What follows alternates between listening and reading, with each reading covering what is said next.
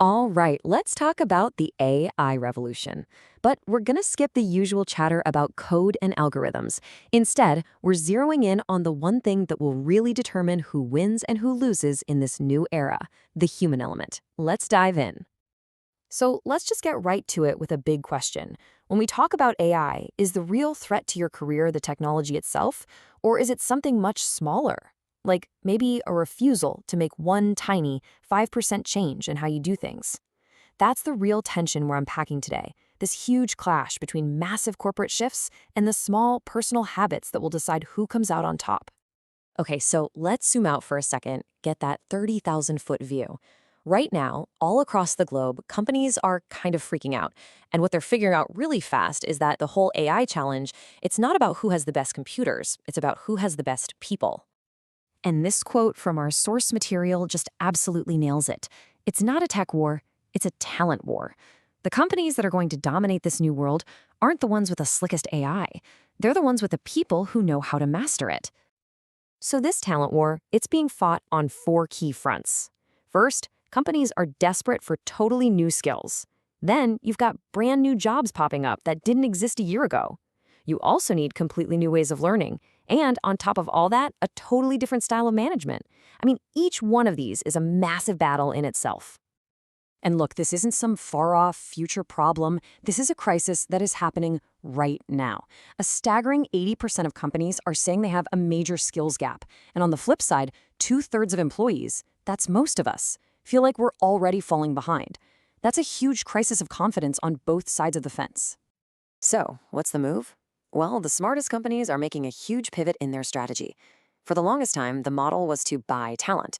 You just go out and hire the experts. But the new winning strategy, it's to build talent from the inside out by investing in upskilling and reskilling the people they already have. Okay, I know that whole corporate landscape can feel, well, pretty overwhelming. So let's bring it all the way back down to the personal level.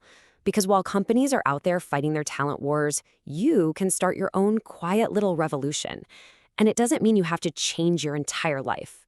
It all starts with just 5%. So what is this 5% change? It's a really powerful idea from psychology. It basically says that the biggest mistake we all make when we try to improve is thinking we need this massive 100% overhaul. But real, lasting change, that comes from keeping 95% of your life exactly the same and just making a small, strategic adjustment to that other 5%. So how does this actually work in practice? Well, you can break it down into three simple areas.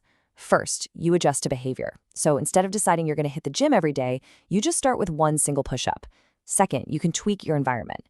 Forget building a whole library. Just put a book in the spot where you usually put your phone. And third, you shift a cognition.